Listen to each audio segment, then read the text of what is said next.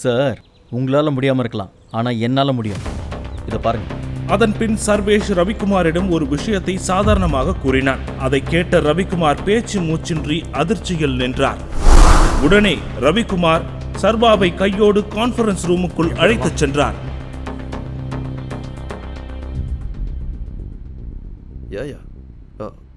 ஏய் low class, நீனும் போலையா?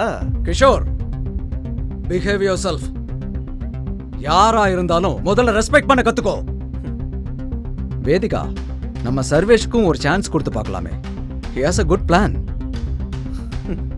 இங்க எவ்வளோ சீரியஸா போயிட்டு இருக்கு. ஒரு ஜோக்கரை பிடிச்சி கூட்டு வந்து என்ன காமெடி பண்ணிட்டு இருக்கீங்களா? இதுக்கு தான் நான் அப்பவே சொன்னேன், இந்த மாதிரி பூமர்ஸ் எல்லாம் வேலையை விட்டு துரத்திடலான்னு.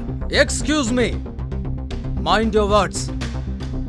உன்னோட வயசை விட இந்த கம்பெனில என்னோட எக்ஸ்பீரியன்ஸ் அதிகம். வேதிகா, நான் சர்வேஷ் பேசினதை கேட்டேன். He has a valid plan. ஏய், அதெல்லாம் உங்க இஷ்டத்துக்கு பண்ண முடியாது. இருவருக்கும் இடையே வாக்குவாதம் முற்றிக்கொண்டிருக்க வேதிகா எதையோ யோசித்துக் கொண்டிருந்தாள். அவளுக்கு தாத்தா கூறிய ஒரு விஷயம் ஞாபகத்திற்கு வந்தது. முழு வீடியோவை பாக்கெட் FM தமிழ் யூடியூப் சேனலில் கண்டு மகிழுங்கள்.